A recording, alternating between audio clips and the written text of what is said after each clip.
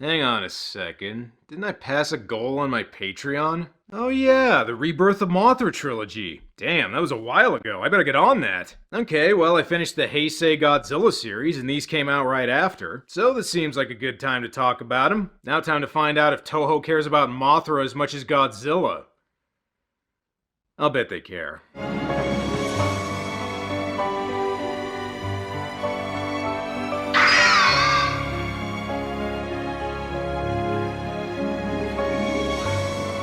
So if you remember my videos on the Heisei Godzilla films, the most successful entry was Godzilla and Mothra: The Battle for Earth, which was aimed at a younger, more female-centric audience than your typical Godzilla movie. So when the Godzilla series got put on hold after Godzilla vs. Destroya, in 1996 Toho decided to give Mothra her own movie for the first time since the original Mothra back in 1961 with Rebirth of Mothra. And in keeping with her previous appearance, this one even further in targeting a young female audience, being aimed primarily at little girls. Think of it like She-Ra to Godzilla's He-Man, but with way less homoerotic overtones. Because it's aimed at little girls, it makes sense Toho got an American distributor with a flying pony as a mascot. And there's even more cute animals during the opening credits. Hey, wait a minute, Godzilla's the only one who's allowed to fight Bambi. So as you can probably tell, the movie has a pro-environmental message, and because it was made in the 90s, it's delivered with all the subtlety of Captain Planet's mullet. We've got a deadline, don't forget. We'll just have to fell the young trees, too, and mix them in for pulp. Yes, that's right. Kill the young trees. We'll use them to make veal paper.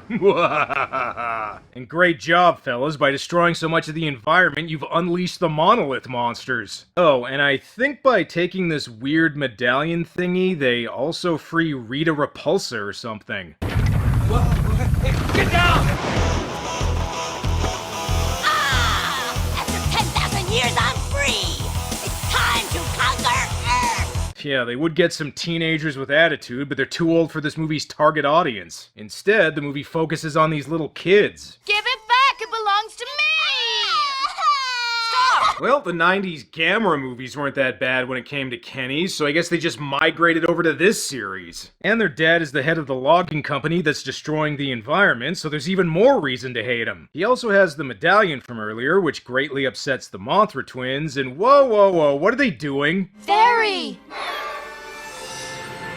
Oh, they're summoning a smaller, even cutesier version of Mothra. Okay, that's slightly less evil than what I thought. There's a few differences with the Mothra twins in this movie. One, they're not actually twins, and two, they also have names. Mona. Laura? Yeah, I'm still gonna keep calling you the Mothra twins. It's just easier that way. So just what kind of threat are we dealing with here? Someone has removed the sacred seal of Elias. If Belvira did take the seal, what would happen? She would try to use the creature held in this rock as her slave. Okay, what you're describing sounds bad, but Mothra is just too cute for me to take it seriously. And in case you forgot, this has an environmental message. Look at all this junk mail. It gets worse every week. Yeah, it's a waste of paper.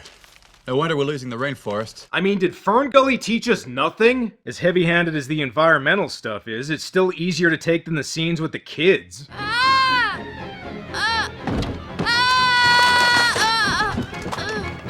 What's going on in here? Your daughter's Carrie, that's what. Actually, she's under the control of not Rita Repulsa riding a Jim Henson puppet. This is Belvira, the movie's villain, although I still say these kids are the real villains of the movie. At least Belvira thinks so too and tries to kill him. Oh no, what are you doing? Don't save him! Please don't worry. We don't mean any harm. Yeah, even if you did, I don't think you could. Well, Belvira doesn't seem so bad. So far, it looks like she just wants to kill the Kennys and get drunk. Oh, and she might also be into bondage play. You know, we're almost 20 minutes in, and the only monsters we've seen so far have been really tiny, cute ones. This is like Honey, I Shrunk the Kaiju movie. At least we get an action sequence where Belvira and the Mothra twins get into a Star Wars-style dogfight and shoot up the house. Although the daughter doesn't seem to give a shit any of this is happening.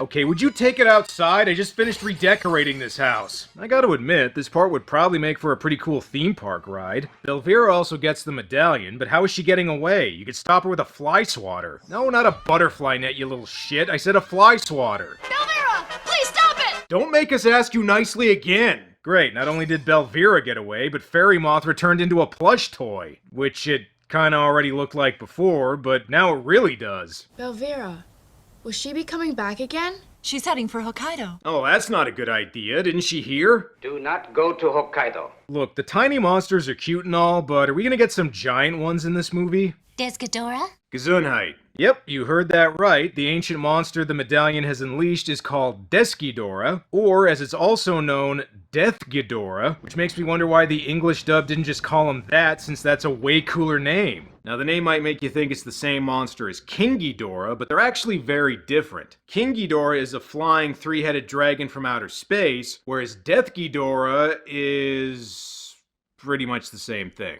Only one thing to do now, fly away from Japan and leave everybody on their own. What lovely dolls you've got there. Oh, they're from the Barbie Space Channel 5 collection. The stewardess also mistakes Fairy Mothra for a toy, which, yeah, that's understandable. Unfortunately, they're too late to stop Belvira from unleashing Death Ghidorah, and yes, I am going to keep calling him that instead of Desghidorah. How are they going to stop Belvira now? Belvira, give us back the shield! Kites. Belvira's one weakness. If this plan doesn't work, they might have to bust out the big guns and use some cotton candy to stop her. Desghidorah, I command you to rise. No. That's not how you summon a monster. It's supposed to go like this. Rise! We now get our first look at Death Ghidorah, and honestly, I kinda like his design. Yeah, sure, he's got all the familiar Ghidorah characteristics. 3 heads, wings, energy beams. But this version has 4 legs instead of 2, and I like that they made him darker and rougher looking than the original Ghidorah. It's terrible. Ah, come on, this isn't even close to the goofiest looking monster I've seen on this show. With Death Ghidorah unleashed on the world, the Mothra twins give the medallion to the kids, because sure, they seem like the best ones to protect it. There's only one thing that can stop Death Ghidorah, and that's Godzilla. But because he's not in this movie, they'll have to use Mothra instead. Mothra is too old, she'll never be able to make it. Why can't we just let her rest in peace? Because her last movie made money, and when you got a cash cow, you gotta milk that shit for all it's worth. In order to summon her, though, they're gonna have to sing the famous Mothra song.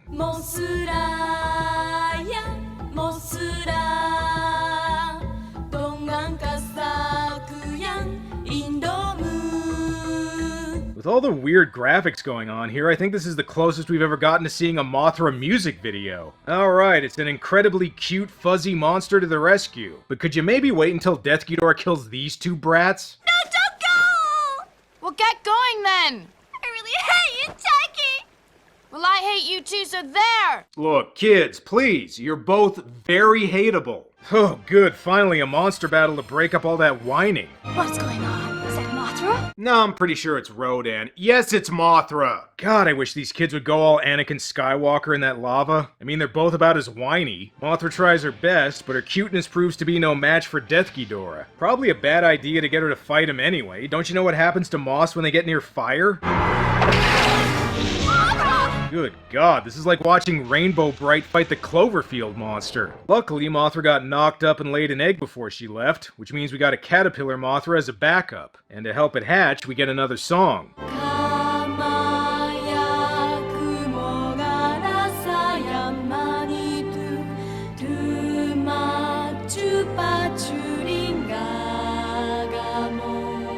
Alright, instead of a monster that looks like an adorable plush toy, we've got one that looks like a big slimy turd, so that's a little less cute. Speaking of huge turds, the kids are still here. Hey, look. I found this in my pocket. I don't want it. I don't want it either. Well, I don't want you two in the movie, but we can't always get what we want, now can we? Oh, and great job guarding the medallion. Belvira just steals it back. Thank God Mothra's there to bail him out. Well, that does it. No more putting the fate of the Earth in the hands of a couple Kennys. Shit, did Mothra just kill him? Nah, they're still alive. Damn it. Mothra didn't fare so well against Death Ghidorah, so what's her kid gonna do? Oh shit, Rainbow Silly String! Baby Mothra's got all the powers of a kid's birthday party. Not surprisingly, this doesn't work. Maybe Baby Mothra should try firing something out the other end. And this movie has more in common with a Gamera movie than just the Kennys. We also get some gratuitous monster gore. I will give this movie credit. Instead of skimping on the monster action, we do actually get a pretty lengthy battle section here. Unfortunately, smaller, cuter monsters are no match for Death Ghidorah. Luckily, Baby Mothra's got some more tricks up its sleeve, since apparently it's all also the predator. Where is it? Camouflaged. All moths use camouflage. Yeah, I knew that, you little shit. God, why does this movie keep teasing me by putting these little brats near fire? I know nothing's gonna happen to them, but I keep getting false hope. Mothra, on the other hand, really seems to be getting burned. Run away! Run away! Yeah, that's probably a good idea. Before she does, though, they gotta make sure to destroy some Japanese model maker's hard work.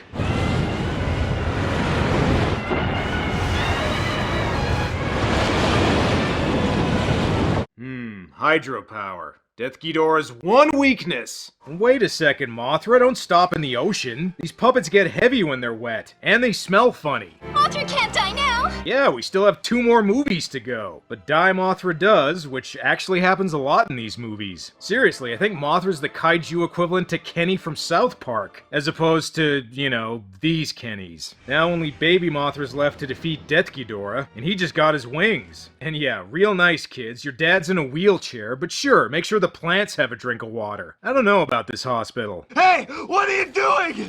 Cell phones aren't allowed in the hospital. It's against the rules. What? No cell phones? How are people supposed to kill time in the waiting room? And in case anyone forgot, this movie has an environmental message. Yaku Island, where the second monster landed, is known as a World Heritage Nature Conservation Area. It's also famous for its 1,000-year-old virgin forest of cedar trees. Hey, just be glad the monsters haven't destroyed any cities so far. Those construction workers could use a break. Meanwhile, baby Mothra tries to find a good place to cocoon by going to the tree from Fern Gully. Or maybe the one from Avatar? Whatever, same thing. And you know what that means? We get another song.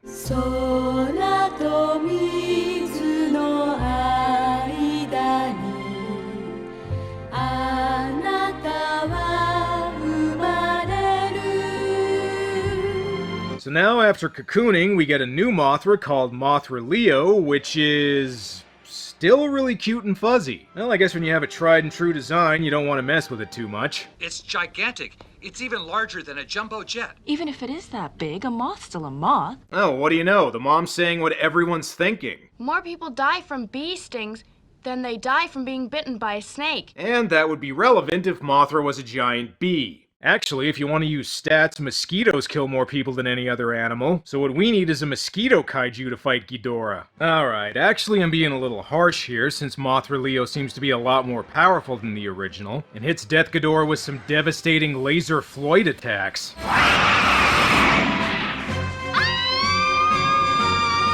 And I think it just killed Belvira. Seriously though, I wasn't joking about Mothra Leo being way more powerful. It's got laser beams, wing lightning, a bunch of tiny little Mothras. It's like it's been equipped with a bunch of over-the-top video game finishing moves.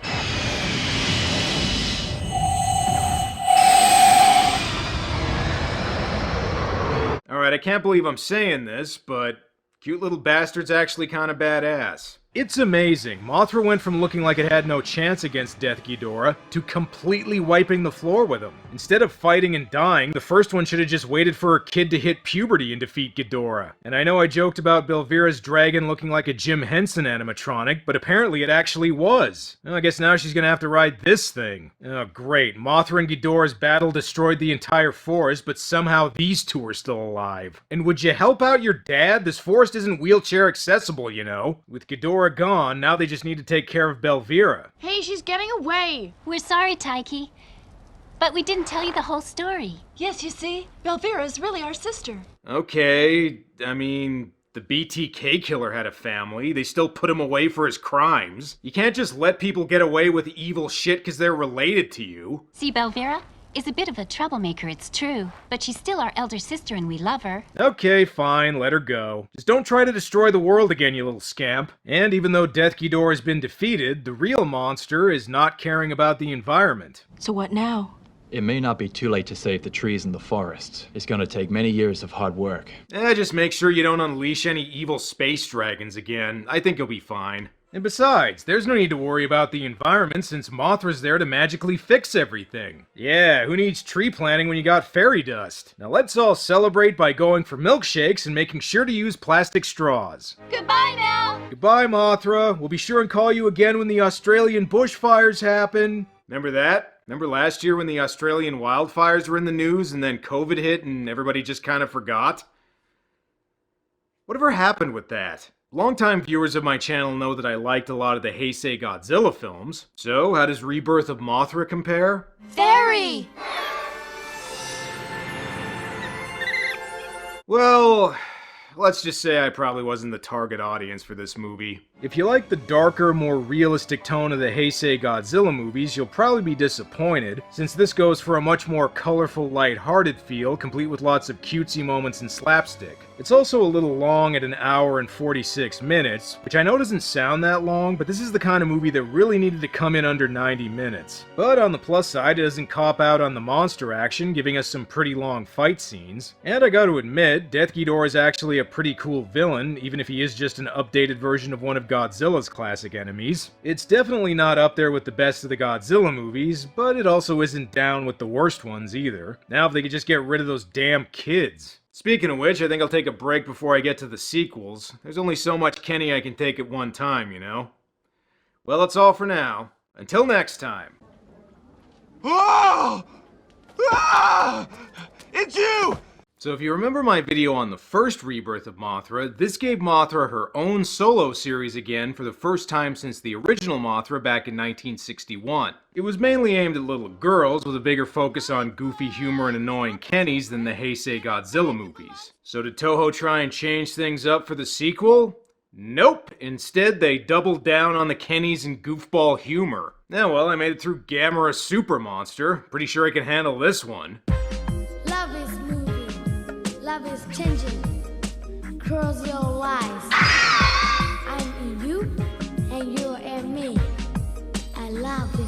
So in keeping with the quick release schedule kept by most of the Heisei Godzilla films, Rebirth of Mothra 2 premiered in theaters only a year after the first one, opening in Japan in 1997. It was also the last movie made by legendary producer Tomoyuki Tanaka, who had worked on every previous Toho Kaiju film since the original Godzilla back in 1954. Tanaka died a few months before the movie's release, and I would say it's sad that he never got to see his last work, but I don't know. He got to see Godzilla vs. Destroya before he died. In my opinion, that was a way better movie to go out on. People who aren't familiar with the series might go in thinking Mothra's the villain, since it looks like a horde of Mothras is about to invade the Earth. But the Mothra twins are here to make sure everything's okay. And yes, I am still calling these two the Mothra twins, even though that's not their name. Look, there it goes again.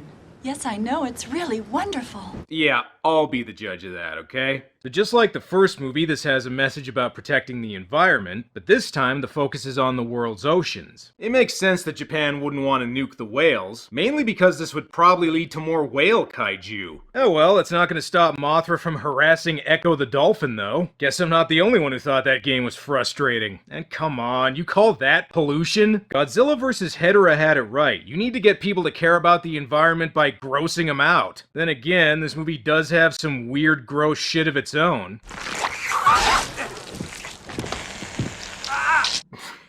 Okay, normally I'd make a bukkake joke or something here, but do I even need to? At this point, these movies are practically begging me to do that. Alright, let's switch to something less disgusting, like one of the movie's Kenny swallowing a caterpillar.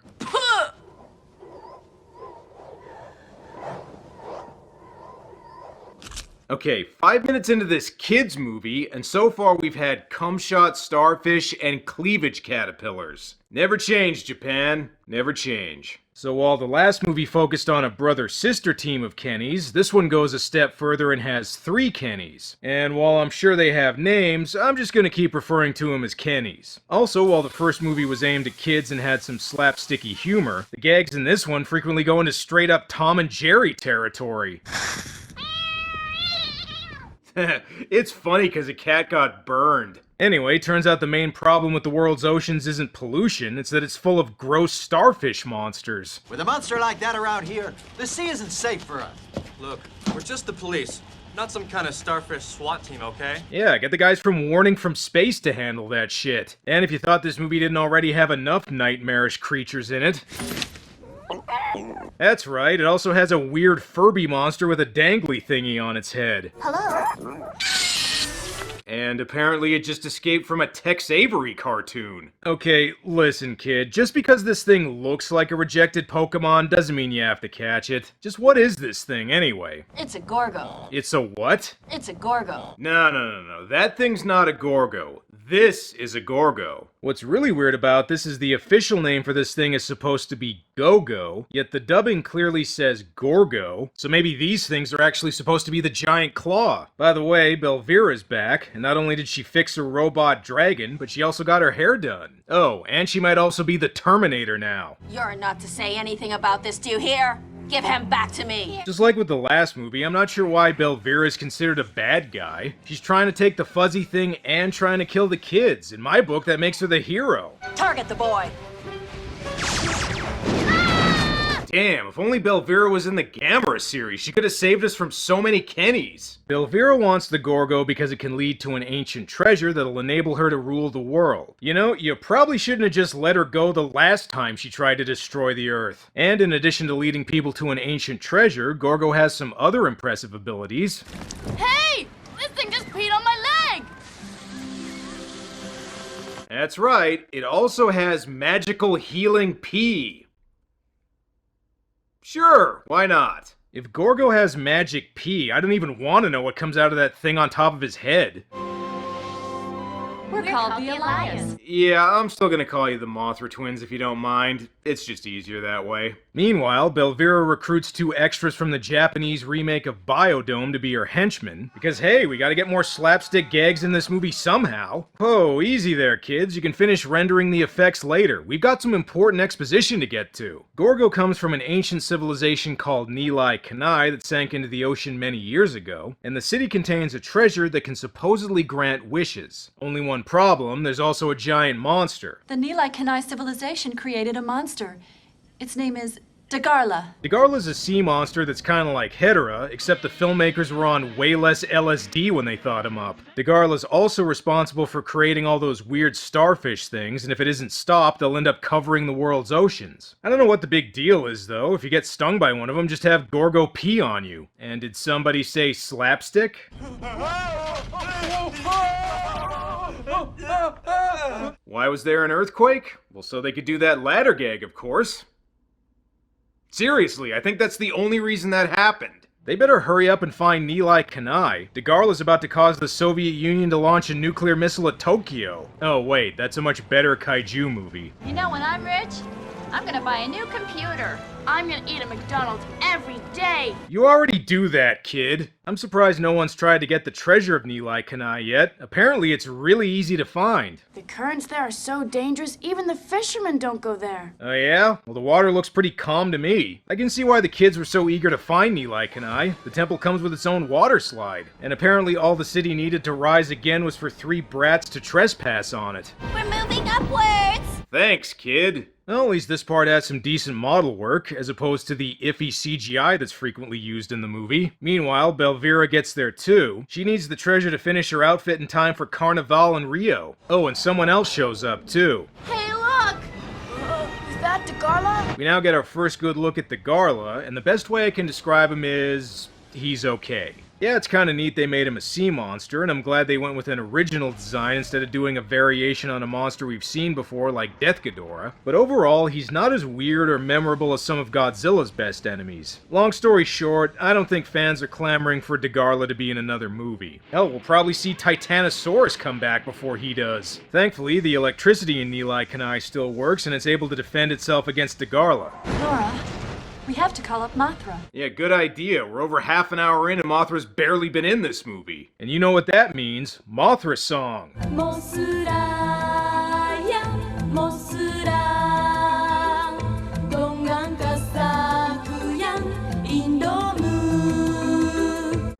I don't think that was the right song. I probably should have played Simon Says by Pharaoh Monch, but I'm already taking a risk with the copyright bots as it is. So if you remember the last movie, Mothra Leo was able to make short work of Death Ghidorah, so a sea dragon that can't even stand up straight shouldn't be a problem. Before that, though, we have to witness the battle of Dumb and Dumber here. You're hurting me! Stop it! Let go! Be quiet! Ow, let go of me! Wow, thank God we're watching this instead of the monster stuff, huh? I'm not sure what the other Kennys are doing, but by the looks of it, they stumbled onto the set of Cube 4, Kaiju Cube. Well, I was hoping this ends up happening to them. Meanwhile, Degarla attacks the mainland, and while most of the population tries to evacuate, this man chooses to stay behind and die with his wife. Mothra finally gets there, and if you're wondering what Degarla's powers are, not only does he have deadly shoulder gas, but it turns out those fins are good for flying in addition to swimming. Compared to the first movie, the effects here are a real mixed bag. Some shots are alright, but in others the screening work looks roughly on the same level as Rush's Time Stand Still video. And I think they both just died. Just kidding, they're alive. This movie may have a pro-environmental message, but that's not going to stop Mothra from killing all the fish in this river. And Degarla may look more intimidating, but Mothra Leo has so many powers it's hard to be that concerned. Degarla! Go back into the ocean! Mothra can't touch you in water! That makes sense. Water can't be good for all that dust moths are covered in. Although it really shouldn't matter since Mothra Leo has its own Death Star ray. Oh right, the kids. I guess we gotta check in on them. I mentioned that the gags here are a lot more cartoony than the first movie, but at one point they seem to operate on Wile E. Coyote rules. I guess that makes sense considering what we've seen already. Despite all the running around, there's still no sign of the treasure, although these two found an everlasting gobstopper, so that's something. Alright, enough of this. Back to the monster stuff. You've no chance, Mothra.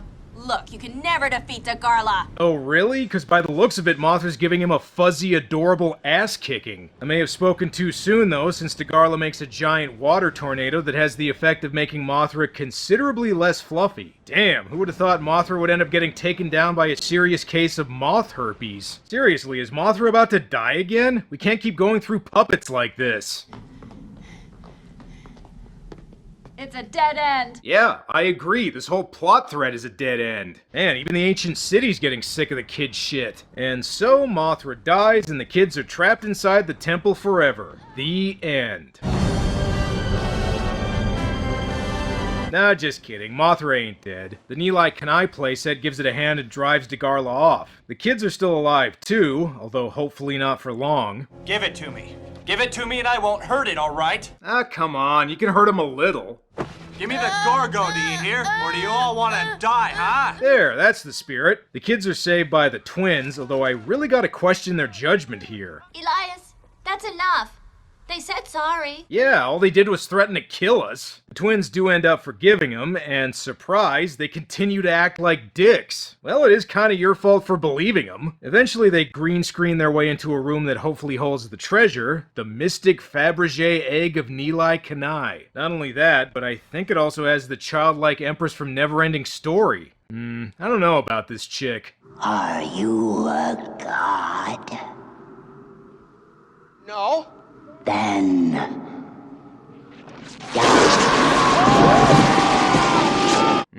You always say yes to that question. And in case you forgot that this movie has an environmental message, they bring it back for this scene. We're trying to save the world from Degarla. No, to save the world from human beings. But human beings are responsible for destroying the planet. Yeah, I'd say the monsters you keep waking up have done more damage than people. The worst I've seen so far is a couple plastic bottles in the water. Look, these kids are innocent. What have they done? Taking up way too much screen time for starters. So this is the Princess of Nilai Kanai, or a hologram of her, something? I don't know. The point is she comes with more exposition. Many years ago, my kingdom of Nilai Kanai was an advanced civilization. Yeah, you were Atlantis. Got it. And it turns out the Gorgo's actually the treasure. Well, Furbies were a hot item in the 90s. Now that we know Gorgo can grant wishes, I know what I'd wish for, but something tells me it's not gonna come true. Kennys never die in these movies. And just because this is a kid's movie doesn't mean we can't have a little blood, or more gratuitous slapstick gags. But all that pales in comparison to what happens next. See if you can guess how they heal this guy's injuries. That's right, with a Gorgo golden shower. This kid's movie has a cute fuzzy tribble thingy healing a bloodied man with water sports. You know, even after all these years, it's still nice to get surprised sometimes. Between this and the money shot starfish at the beginning, I'm starting to think they're gonna defeat Belvira by giving her a Boston steamer. Alright, time to Indiana Jones your way on out of here. This place doesn't have a boulder, but it does have a fireball.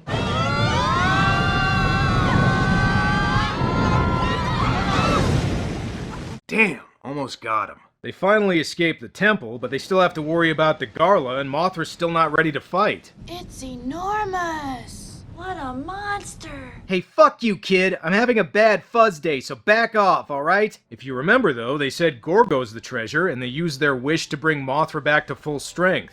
It's a real miracle. Alright, if Gorgo turned into the giant monster Gorgo and teamed up with Mothra to defeat Degarla, that would turn this whole movie around for me. Alright, get ready to face the wrath of cuteness, fish breath. Not only is Mothra back to full strength, but apparently it's also Moses now. Okay, so if you remember the first movie, the original Mothra died fighting Death Ghidorah, so her kid turned into a different, more powerful Mothra that was able to defeat it. So how is Mothra Leo gonna beat Degarla? By pulling another form out of its ass, that's how.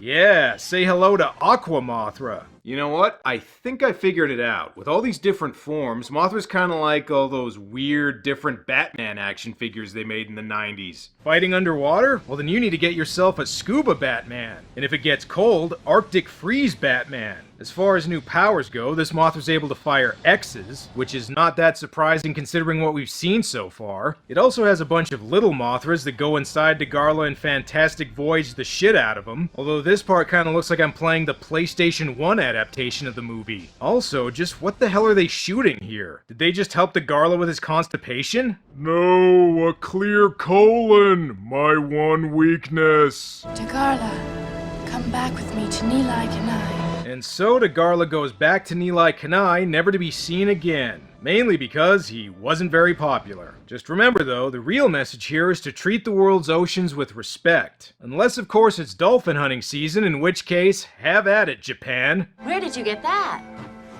A gift from Gorgo. Whoa, careful kid, that's actually one of his turds. And after what we've seen so far, that might not be a joke. I wasn't a huge fan of the first Rebirth of Mothra, but admittedly I probably wasn't the target audience for it. As for Rebirth of Mothra 2, well, let's just say I really wasn't the target audience for this one. While I didn't like the emphasis on Kenny's, the monster scenes in the first Rebirth of Mothra were decent, so it's disappointing that this movie puts even more emphasis on annoying little kids and slapstick gags at the expense of the kaiju action. And while it was nice that they included an original monster with the Garla, overall he's not very memorable and I like Death Ghidorah a lot better. The environmental message isn't as heavy-handed this time, although that also has the effect of making it seem even more shoehorned in and unnecessary. Little kids may find this entertaining, which is who the movie was intended for, but adults looking for a kaiju movie to watch should probably just stick with the Heisei Godzilla films. Okay, 2 down, 1 to go. Will the last movie redeem the whole series? Tune in... not next time, because I'm going to do some other movies first, but I'll get to it eventually. Well, that's all for now. Until next time. It's all right. No problem. So here we are, the finale of the Rebirth of Mothra trilogy. The second movie really put the emphasis on cartoony gags and annoying kid characters. So will the last film in the series be The Return of the King or The Godfather 3 of kaiju movies? It's really neither. I just wanted to be dramatic.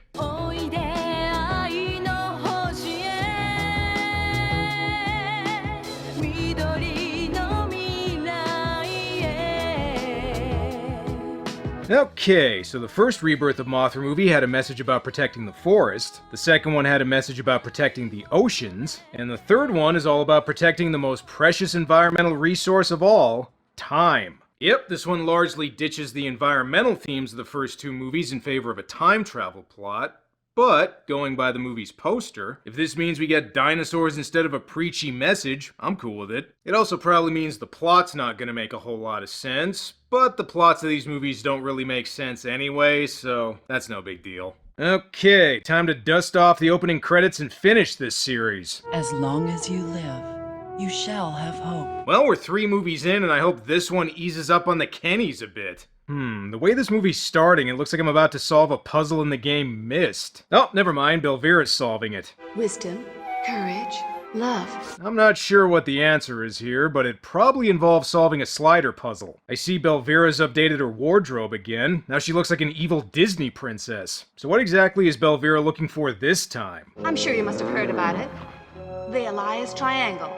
The Elias Triangle holds the secret power that protects us from disaster. No one knows what it is. You just said what it is! Alright, so just like in the first two movies, the basic plot here is Belvira's trying to get a magical MacGuffin that'll presumably allow her to rule the world. They should really stop letting her go at the end of these movies. Belvira gets away again, but she did leave behind some accessories for the movie's licensed Mothra merchandise. Hopefully George Lucas doesn't file a lawsuit. As you may expect, there's also more kid characters, but at least they seem to be getting a little older here. Seriously, I can't tell if this is supposed to be this kid's mom or his sister. Hey, kids. Hi, Dad. I'm home. Hi, welcome home, dear. Okay, I guess it's his mom. Unless the dad's going all Chinatown on one of his daughters. And that's Chinatown the movie, you assholes. I know this is Japanese. Hey, guess what? The sky's full of shooting stars. Yeah, and by the looks of it, they're big enough to level a whole city. Actually, I might not be too far off, since a massive meteor lands in the forest, which is apparently also a city? I'm sure this is fine. Meteors in kaiju movies are always good, right? Anyway, time to move on to more important things, like this family going about their day. Toda, I hope someday you'll go back to school. I think it's time. Either that or get your ass a job as a salaryman, boy. Is it because I've got a job? What do you mean? Is that why he's not going to school? Of course not. Then what's wrong with him? I don't know, maybe he just doesn't want to go to school. I mean, you are just letting him stay home. Shota, listen to me. Stay away from the Aoki Forest today. Or just do whatever you want. We apparently don't discipline you. Meanwhile, Maul and Laura investigate the meteor and find out it's the one responsible for killing off the dinosaurs. Shit, it's back on Earth for revenge. Actually, I joke, but that sorta is what's happening here, since the meteor contains a monster responsible for killing the dinosaurs. See if you can guess who it is. Ah, well, clearly the monster is Gigan. King Ghidorah. Oh, yeah, that's what I meant. Yep, everybody's favorite Godzilla nemesis is back, except this time Godzilla ain't around to stop him. Not only that, but he's apparently been learning how to use Adobe After Effects. Why aren't there any children? I don't know, maybe the filmmakers finally decided to listen to me. Looks like it's time to call Mothra, and you know what that means. Mothra song time. Things that bother you never bother me. I feel happy and fine. Ha-ha! Huh.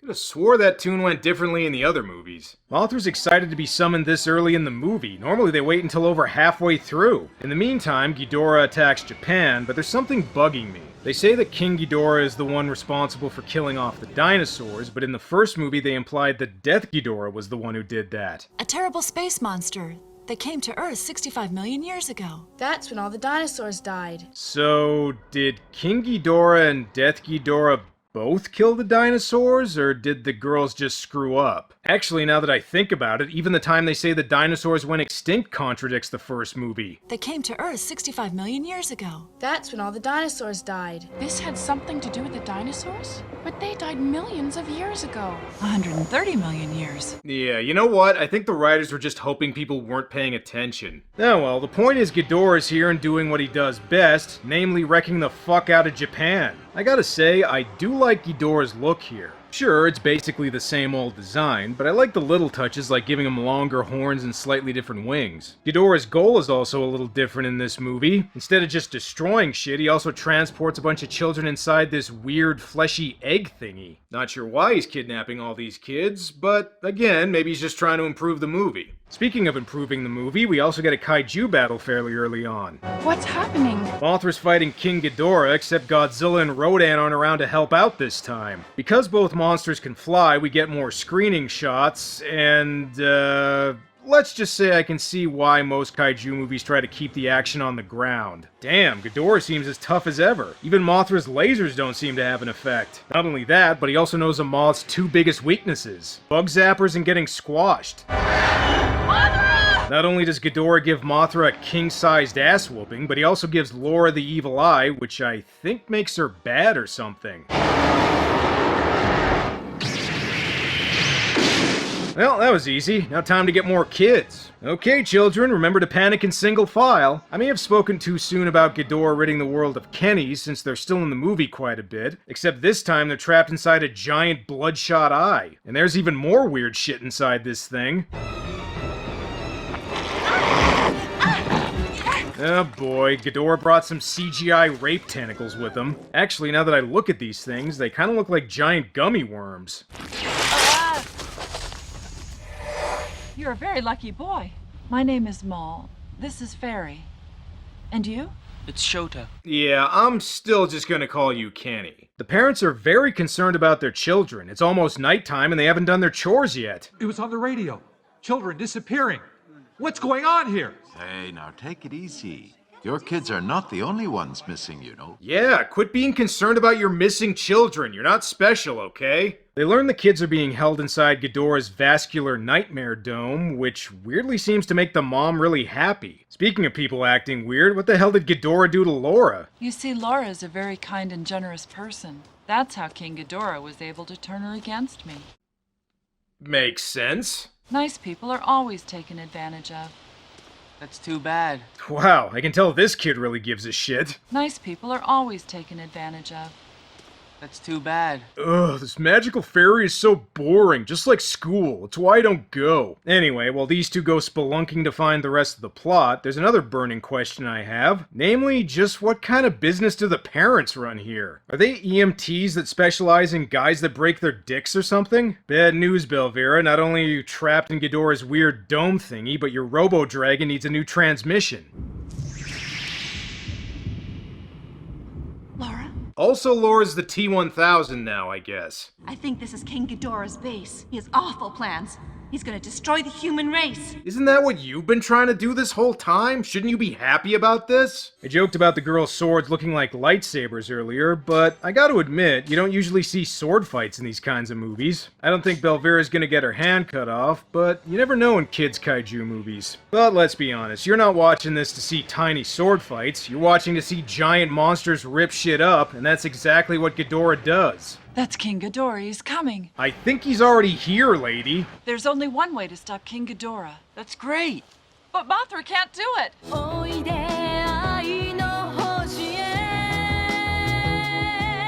Okay, actually there is a way to stop Ghidorah, but it involves Mothra traveling back in time, which makes this the second movie with Ghidorah to involve time travel. 130 million years. The time when King Ghidorah first came to Earth. Back then, King Ghidorah was only a baby, right?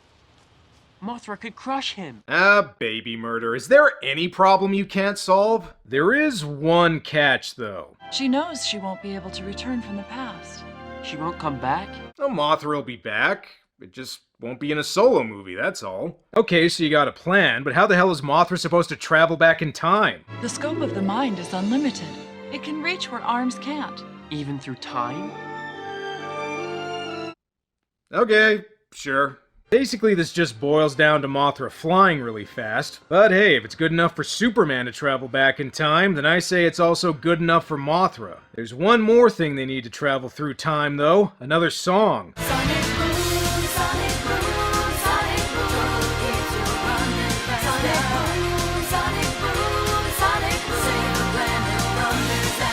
Even though I dubbed in that song, the one they actually use is not too far off. While Mothra travels back in time, Maul asks Shota to rescue Laura, cause sure, this kid seems like he's up to the task. I can't even go to school. I'm too afraid.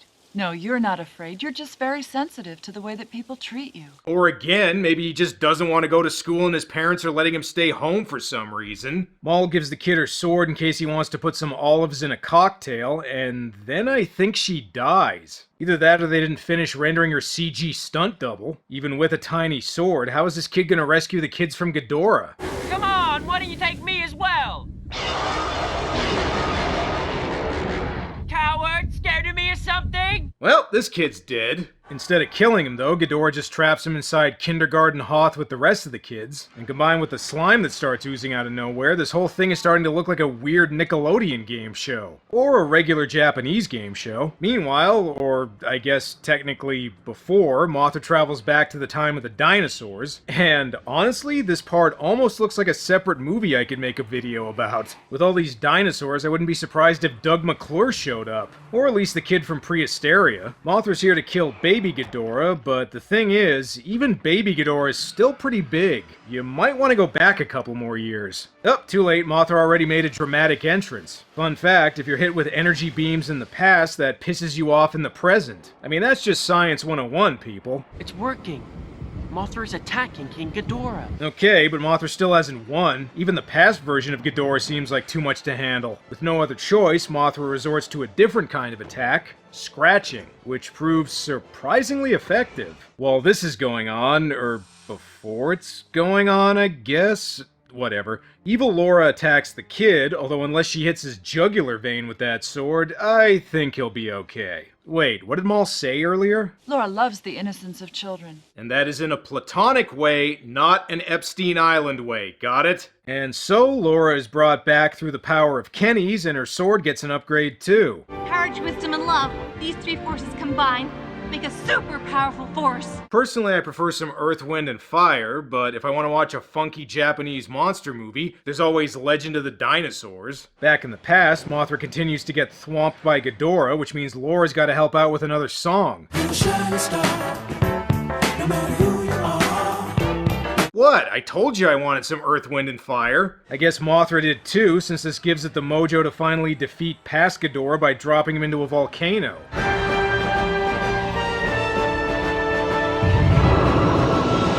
Now, if you're wondering why Ghidorah didn't just fly out of the volcano, since he also has wings...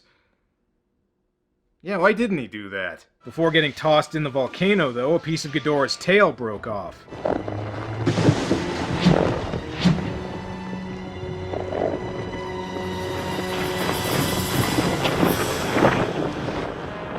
Oh, well that was weird. Anyway, wanna go poop on Fred Flintstone's lawn? So with Ghidorah defeated in the past, that means he's not around in the present.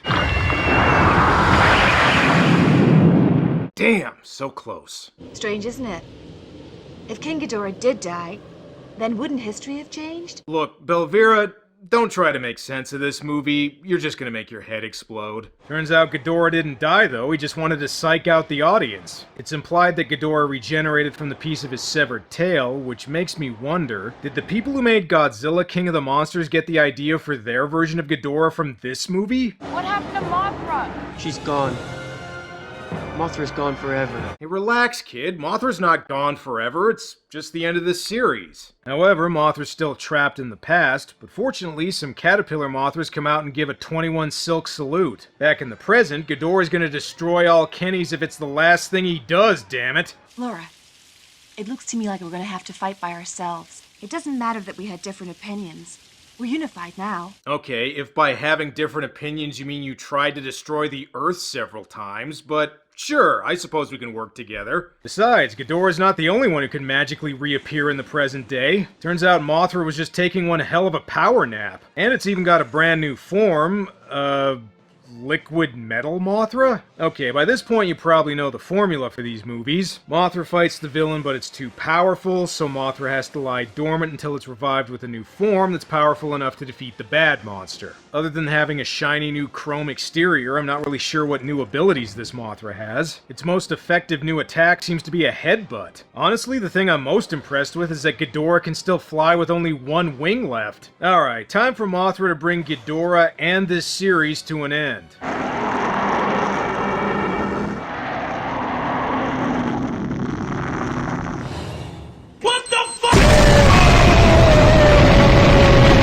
Okay, so Ghidorah is defeated, Mothra becomes Fluffy Mothra, Maul finishes rendering, and I guess Belvira's a good guy now. Remember, it doesn't matter that we don't agree with each other. Again, the thing we disagree on is you destroying the human race, but sure, if you say it doesn't matter, then I guess it doesn't matter. And so, Japan continued to have a steady supply of Kennys for future movies, and Mothra flew off to cameo in another Godzilla film. However, Shota still didn't feel like going to school, and as a result continued to live with his parents well into his 40s. The end. Like I said, Rebirth of Mothra 3 brought the series to a close, and as of 2021 there haven't been any other Mothra solo movies, with the character instead playing supporting roles in various Godzilla films. And while I definitely wasn't the target audience for these movies, it was pretty interesting to see Toho put the spotlight on one of their other famous monsters besides Godzilla. I kinda wish Toho would make more kaiju flicks focusing on other monsters. After all, they used to do that. This one's still aimed at a younger audience, just like the other two. But thankfully the child characters here are a lot less annoying than the first two movies, even if they really don't contribute much to the plot. Also, while Ghidorah is a reliable villain for these kinds of movies, it would have been nice if they came up with a new monster for Mothra to fight instead of just using one of Godzilla's most popular foes. I almost expected them to use a Mecha Mothra, which I guess they sorta do. I still wouldn't call this a great kaiju movie, but it is an improvement on the second one, and little kids will probably find it entertaining, which is who it was intended for. But if you want a kaiju movie that involves time travel, there's always Godzilla vs. King Ghidorah. Okay, I'm finally done with these Mothra movies, which means next episode I'm going to do something a little more normal. Hermaphrodite Gene Simmons vs. Secret Agent Stamos. Until next time. That boy. He just ignores everything I say to him these days. I told you you should have used the belt on him more often.